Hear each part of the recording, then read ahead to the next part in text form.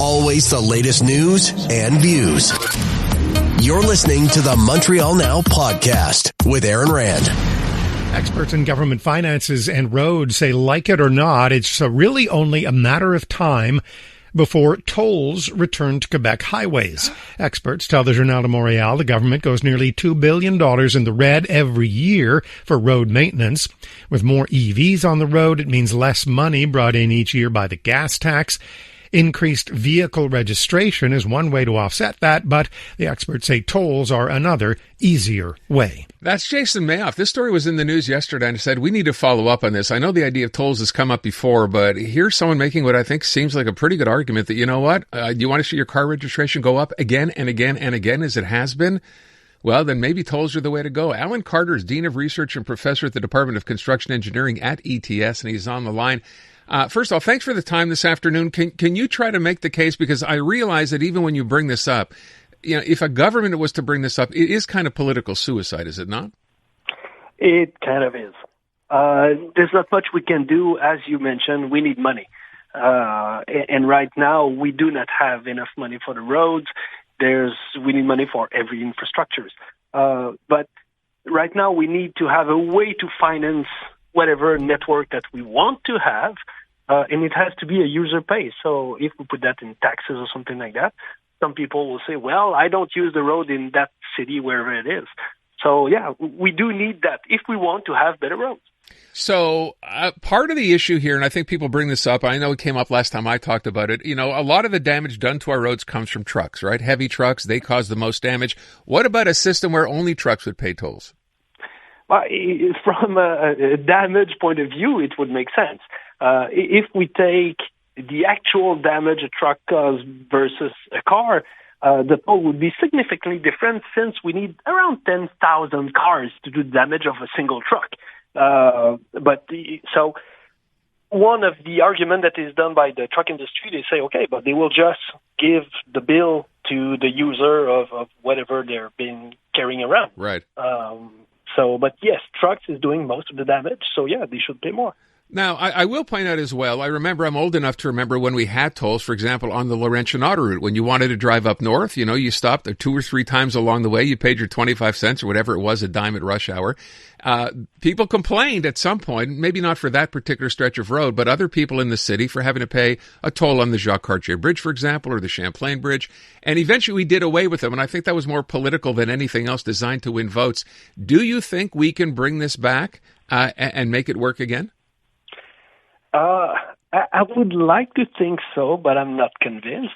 We do have methods for tolls now that are more automatic, and we don't need to stop somewhere and put money and stuff like that. So that makes life easier.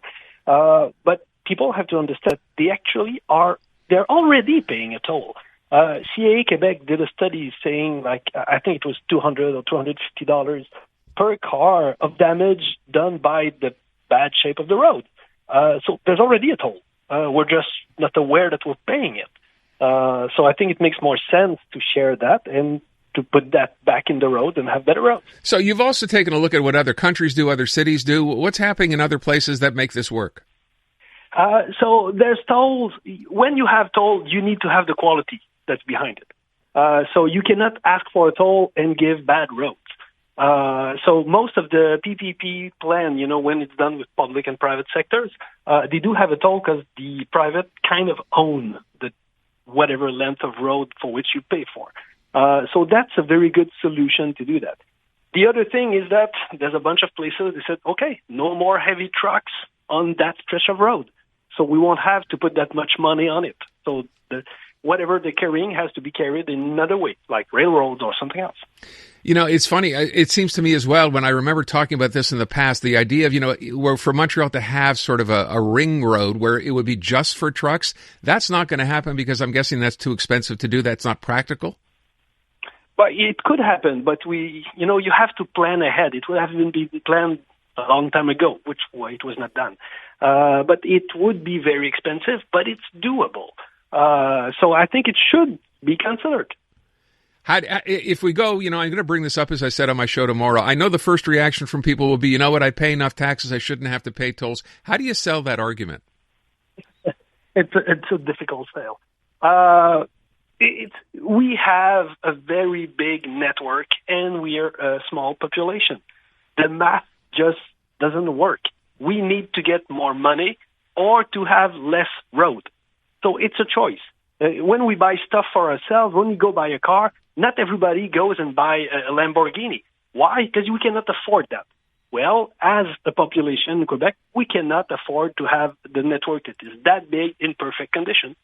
And we will leave it at that. Very much appreciate your time today, Mr. Carter. Thanks so much. You're welcome. iHeartRadio is throwing it back. 2010s, the decade. To the days of huge hits and unforgettable anthems. A non-stop stream of the biggest and best. Drake, Rihanna, Beyonce, Katy, Gaga, The Weeknd. And more. All your decade-defining favorites all in one place. Hi, it's Katy Perry. Hey, it's Bruno Mars. This is Kesha. Find 2010's The Decade on the free iHeartRadio app. Preset the station so it's always one tap away.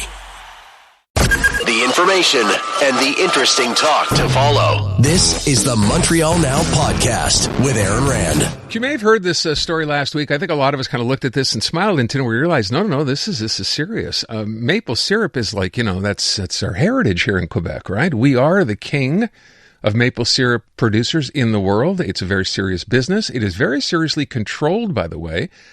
And then we find out through an undercover investigation that one particular maple syrup producer or importer has actually been cutting his maple syrup with 50% cane sugar. No, that's not allowed. That's not what you're paying for. And as I said, it may not seem like a big deal, but it is in Quebec because this is a huge industry in this province. And obviously something like this has the potential to taint the industry. Peter Kuitenbrower is a journalist, registered professional forester, and author of, believe it or not, a book called Maple Syrup, A Short History of Canada's Sweetest Obsession, and is on the line. Mr. Kuitenbrower, thanks for being here this afternoon. Look, I don't want to overplay this, but this is serious, right? I would say so, Aaron. I mean, as you point out, Quebec produces about 75% of the world's maple syrup, and there's a great deal of pride in the fact that when you buy a can of maple syrup, it says on the side of it, 100% pure maple syrup. And not only that, but there is a law in the books of Parliament that's over a century old that says in Canada it is illegal to mix syrup with anything else and pass it off, not only to pass it off as syrup, but you can't, for example, tell people that you have something that has a syrup flavor but that it's got some sugar in it. You can only sell maple syrup that is 100% pure in Canada. How did you find out about the story that I just sort of related here, and what was your reaction when you did find out? Well, it's funny because, like you mentioned, I have this new book out about maple syrup, and so a lot of people in my friends and family circle are kind of keyed in, certainly because it's also sugaring off season right now, and I guess that's why, Enquête, the Radio-Canada show, landed the story around now, but it was hilarious. My inbox just, you lit up like a Christmas tree, like everybody under the sun. Even my stepfather in California sent me a note saying, hey, because it was in he reads The Guardian from the UK. They had a story about it. So it's a big story in my world. So beyond it being a big story, and it is obviously, as you said, in Quebec, we understand now there's a move afoot to try to create a class action lawsuit here against this one producer. One part of the story, though, I want to mention is once they did did you see the video, by the way, of them confronting this particular person? So it turns out that later on, and this person who's alleged to have done this obviously is aware of what's going on, some of the cans that he has been selling to grocery stores, and this is, by the way, I understand, not just in Quebec, but in Ontario as well, actually have they taped over his name to show coming from someplace else and not him. And now there's a class action lawsuit, at least the fact that they're asking to approve a class action lawsuit over this fake syrup is underway. And I wonder where that goes. Where do you think this goes from here? Well, good question. Apparently he said that he's boasting that he sold over 1 million cans of this stuff, which is interesting because he was able to find a loophole in the rules because, as they said in the report, most syrup leaves the sugar shacks in Quebec in 45-gallon drums, sort of same size as an oil drum. But you're allowed to sell it directly to the grocery stores in small cans, and those never go through the classing and inspection system of the Quebec maple syrup producers. And the Centre Acer is non-governmental, nonprofit that looks after these kinds of things. So they got around the thing, and they got a lot of syrup, I guess, into people's grocery carts and onto their shelves. And it's interesting because I was just noticing also on the show they mentioned a can that was like starting to expand. And it's funny because a friend of mine in Montreal had sent me a note, and photos of a can that was the same problem, like the sort of like fermenting and seems to be like almost like it's going to blow, like really like swelling up. And so I don't know if it seems to be related perhaps to the same issue of in contamination and impure maple syrup, but certainly there are a lot of people, it seems like a lot of consumers who have a pretty good case to get some money back for whatever they thought was maple syrup. Maybe you can just explain, as I said off the top, and I think you just sort of mentioned this a minute or so ago, there are rules here in Quebec. Anyone just can't decide to go ahead and become a maple syrup producer, right? There are tests, there's purity tests. How did he get around this from what you understand? Well, so the thing is that right, exactly. Like about 90% of the maple syrup that gets produced in the province gets sent through to bottling plants or sent to the strategic reserve of maple syrup for years when the supply is lower. And so you on a bad year when the weather's not right, you can take syrup out of the reserve. So most syrup goes that route, but there is a loophole in the rules, Aaron, which says that if you are selling syrup directly from your sugar shack, and these sugar shacks have canning equipment in the sugar shack to can it in those 540 ml cans, and those never get systematically inspected on their way to the grocery store shelf. So that's how you get around it, or perhaps how he got around it. It appears to be that way, although in my book I mentioned that the Centre does at random go around even to roadside stands in Quebec and pick up about 800 cans every year and test it, sort of in a kind of a randomized way to make sure that it's the real stuff. But it's interesting that in this case, he managed to move a lot of maple syrup, and you'd think it would have raised some eyebrows because, as they say in the show, producers know they can't sell a can for $5. There's no way. I mean, yourself, it takes 40 liters of sap to make a liter of syrup. It's an incredibly labor-intensive and energy-intensive process to make maple syrup, and that's why it's a bit pricey, but it's worth the price for the real stuff. For those of you listening to this and already are wishing you had real maple syrup and would like to know more, our guest book is called Maple Syrup, A Short History of Canada's Sweet Obsession. Can you buy this in a bookstore? Are you going online to buy it? Where do you buy it? Yeah, sure. You can go to Indigo. Okay. You can go to Chapters, to your favorite local independent bookstore is what I would recommend. It's nice to help them out. Yeah, it's for sale all over the place. Hey, I thank you so much for the time. Appreciate it. Thanks again. You're quite welcome. Have a good day. You too. So there you go. We'll see where this maple syrup caper ends up. But as he just alluded to, and I was not aware of the number, if this guy was selling millions or $1 million worth, this might be a bigger story than we originally thought. Staying up to date on your schedule. This is the Montreal Now podcast with Aaron Rand.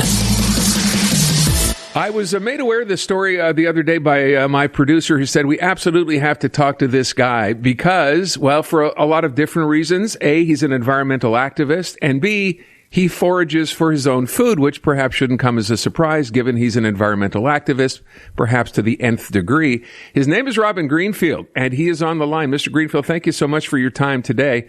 Let me begin by asking the question. An environmental activist is one thing. Someone who decides to basically forage for all their food is something completely different. And I understand you do this every single day. So let's begin with what the day is like for you and why you decided, how you decided that this is how you wanted to live your life. Sure, absolutely. And yes, as you said, there's many different ways of doing environmental activism, and that varies a lot. My form of environmental activism is to live my message to the best of my ability, to live in close harmony and connection with the earth and with the plants and animals and all of humanity that we share this home with. And not just to live it, but to actually live it out loud, to let my life be my message and to share that another way is possible from Well, the status quo, which it turns out the status quo that we have today is one that is tied to such incredible systems of destruction and exploitation and oppression. And my current endeavor is a year of foraging 100% of my food and medicine. So just a deep, deep connection with the earth through every bite and every sip that I take for this entire year. When did you make, from what I understand, this is not something you've been doing your whole life. You just started doing this. You were working in our, sort of system for a long time, and obviously made a decision at one point, as you just outlined, that's not for me. I want to try something else. How did that come about?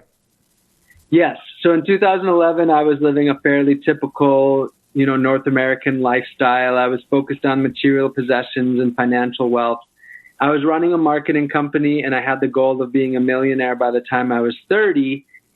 And then something happened, and I realized that I wanted to radically transform my life. And what that was is I started to watch documentaries and read books, and I learned that what we call the American dream is actually the world's nightmare, and that I was just tied into these systems of consumerism, which were never-ending systems of harm and destruction. And so I said, you know what? I'm 25.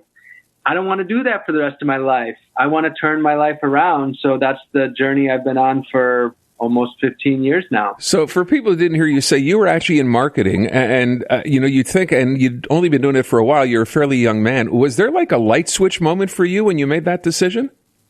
That's what most people expect, to go from, to turn things around so differently. But I didn't have any light switch moment. All that happened is I started to watch documentaries and read books and visit different websites and learn from different people. And I just learned that in so many ways that we're living in this grand illusion, that our governments and our corporations, they just only share a small fraction of the truth. And so it was just a matter of knowledge, of education, and I'm a fairly rational and logical person. And once I learned, this is what's actually going on.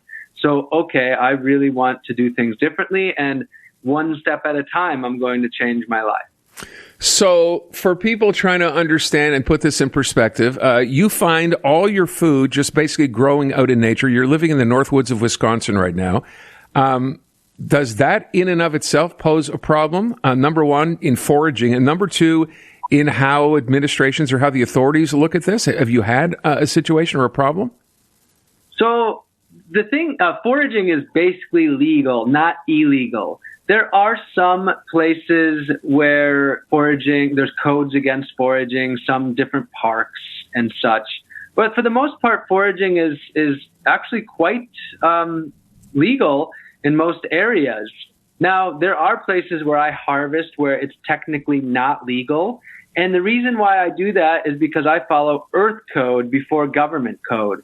So many of the laws that we have are based to benefit the few while actually harming the many, including the plants and animals we share this home with. So when I'm choosing which rules I'm going to follow, I look to, is this action harming the earth, my community, myself, or others? And if the answer is no, then earth code all the way.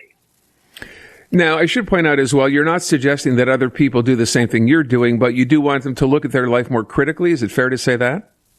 Yes. So I live an extreme life. Those who have followed my work over the years see that I've embarked on many sort of extreme endeavors.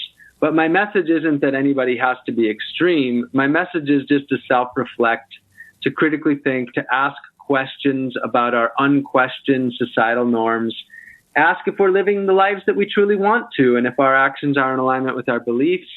And then we each have to start with ourselves. We can't be anybody else, and just take our lives back to live the lives of meaning, of purpose, of love, of connection. So this isn't even about sacrificing. It's about finding a way to live on this earth that causes less harm while still living joyful, meaningful, connective lives. So I want to point out as well, if I read this correctly, you have given up your passport, your credit card, you don't have a bank account, no insurance, no phone, no car, no ID, in fact. How do you survive?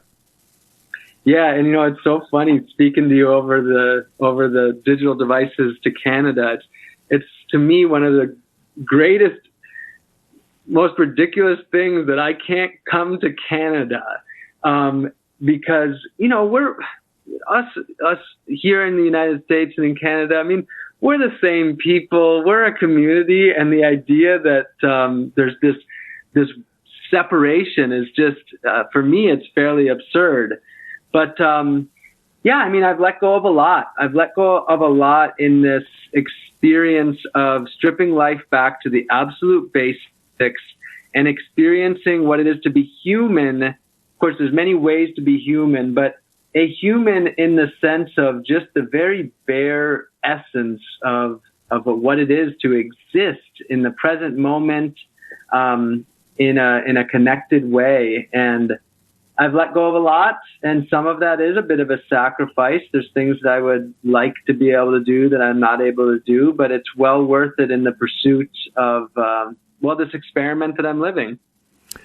People might be wondering, what do you do for money? Do you earn any money? Yes. So I've made a lifetime commitment to earning less than the federal poverty threshold, which in the United States was $11,000 when I made that commitment. The way that I make the little bit of money I need has been through public speaking or currently I host foraging schools that are donation-based, so they're still accessible for everyone. And one of my commitments is to not pay federal taxes, because when we pay federal taxes, we're paying for police brutality, the military-industrial complex, and so on. So instead, I've created my own tax system where 100% of my media income from books, TV shows, etc., is donated directly to grassroots people doing the work.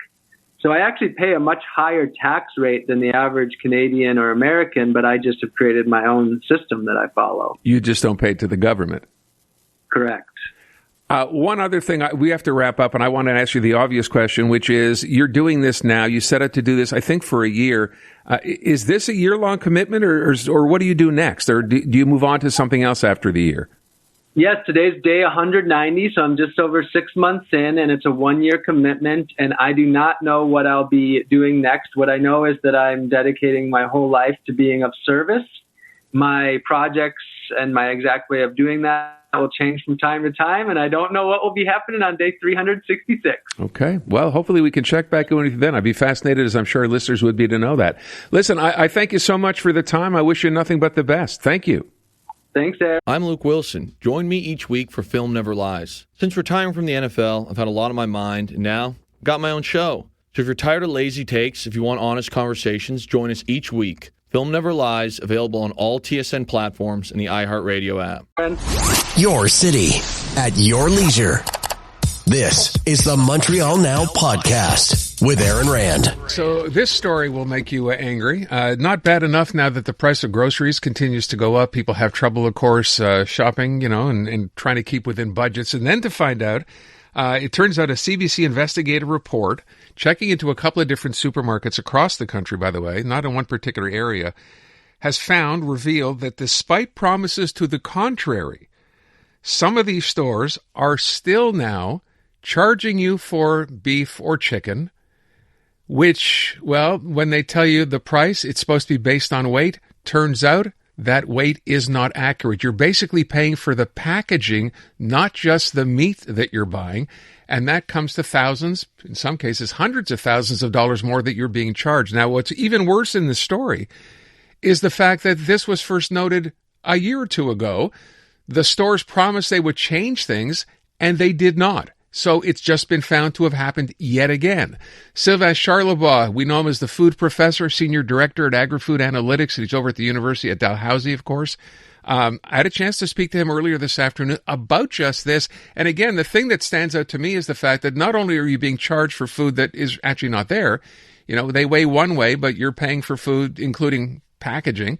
But the fact is, I just said that this has happened before, and it continues to happen again. I asked him his reaction. That's right. The most troubling part of the story is that we needed media to tell us that there was fraud being committed on a regular basis. I think, to me, that's the most troubling thing, which is the same thing as with the maple syrup scandal, which occurred earlier a couple of weeks ago. Again, the media investigated. Where are the regulators? Where are the inspectors? There's no excuse for having scales in stores that are not accurate, whether it's lack of training, whether scales weren't properly programmed. There's just no excuse at all. And so now the CBC in this case actually looked into a few stores, but my guess is that it's a widespread problem across the board. You know, you mentioned where's the agency, right? So the CFI, the Canadian Food Inspection Agency, is supposed to be monitoring these kinds of things instead of just sending out notices on, food recalls. But it's interesting because the story as I read it, it's a former inspector with the Canadian Food Inspection Agency who kind of called this out.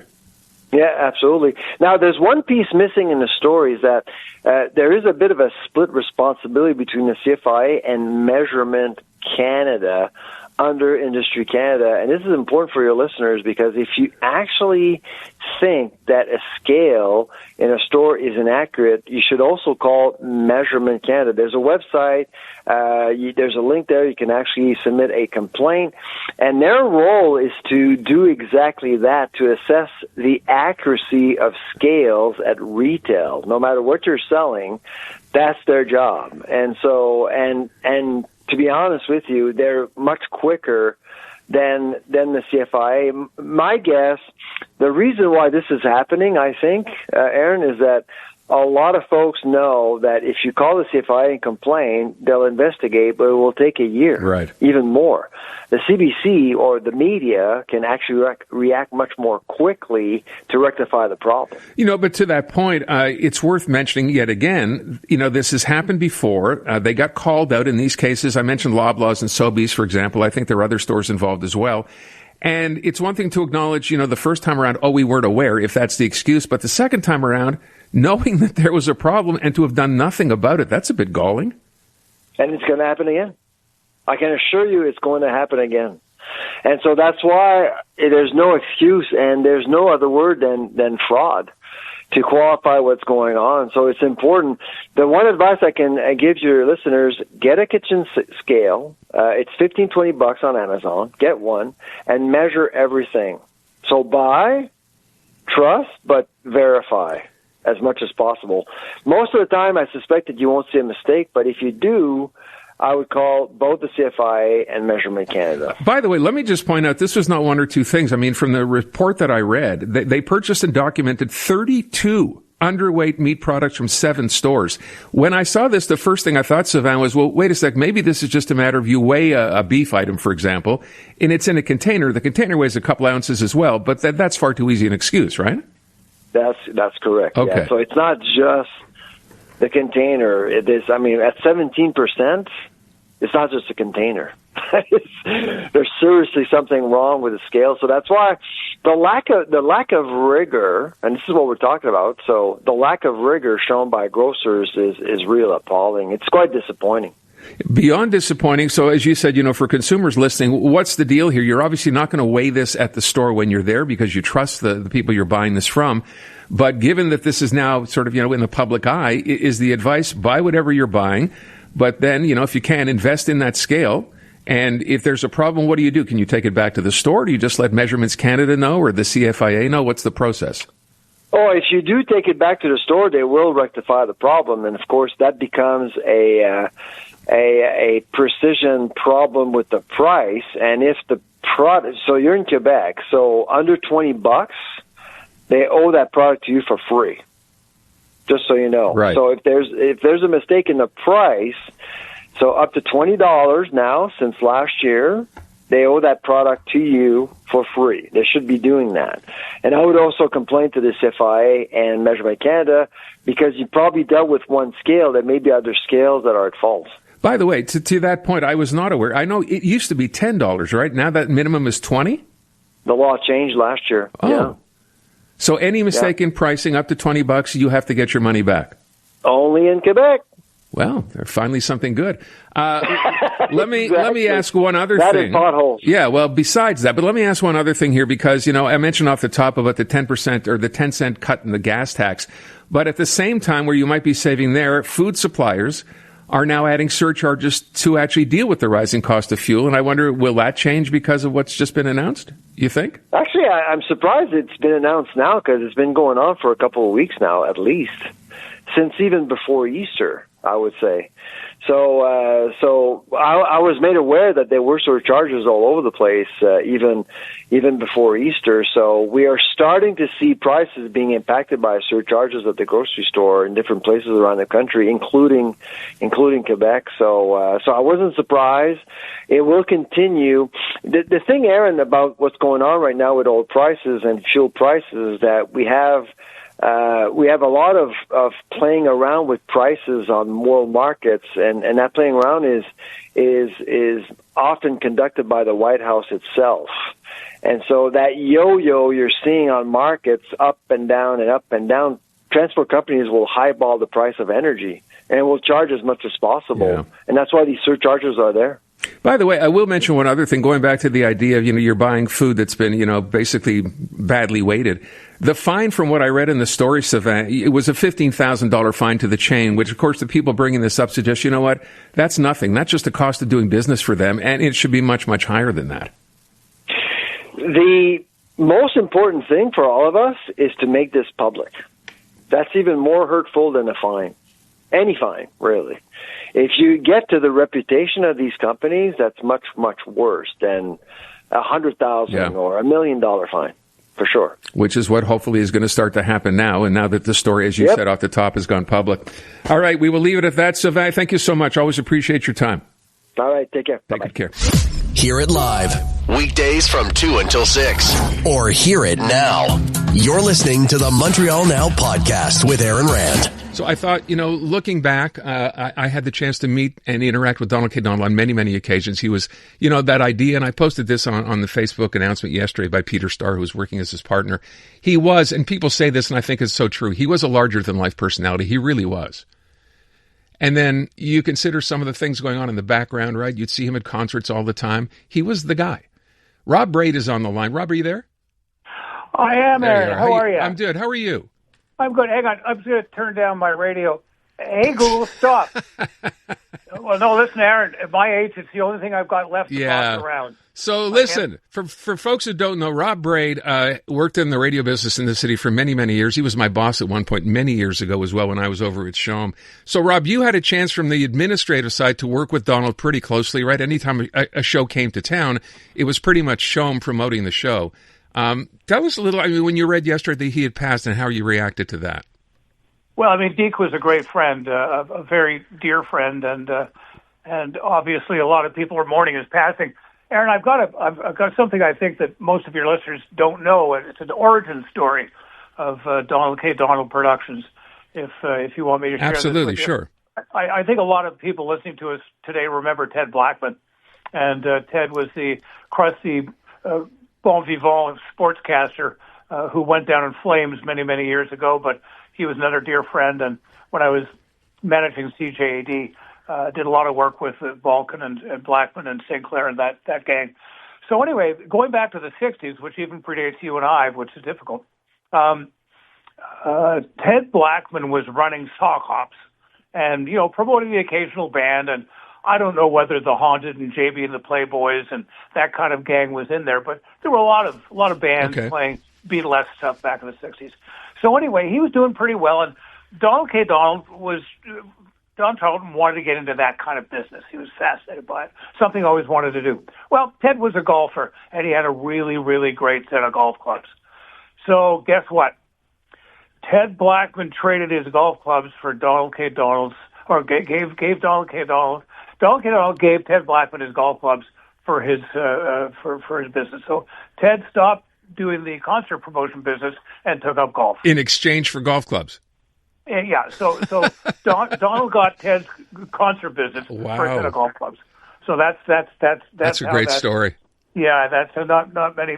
No, listen, he had a huge heart. A lot of people said that Donald would fight you for the last penny on a deal, but he'd give me the shirt off his back if he needed it. So, as I said, dealing with him from the perspective of someone at a radio station at the time, and, I know you were at CJAD before that, as I mentioned, to show him as well. Was he a hard guy to drive a bargain with? Because I remember Donald always, he never gave up. I think that's the one thing.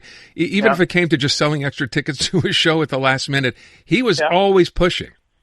Well, Donald, I was actually the guy who gave you your first morning show at CKGM, so I was the GM as well.